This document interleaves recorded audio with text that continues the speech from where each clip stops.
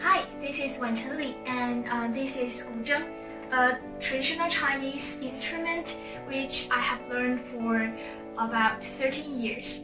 Today I want to play for you a very classical piece of guzheng music, and it is literally called High Mountains and Flowing Water. In China, mountain and water actually are two important cultural symbols.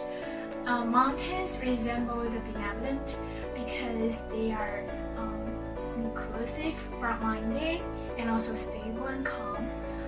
While water resembles the wise because they are flexible and they have a unique quality of overcoming strong forces with their gentle forces, like how water runs run across the rocks in the streams. So these are written in this piece of music. So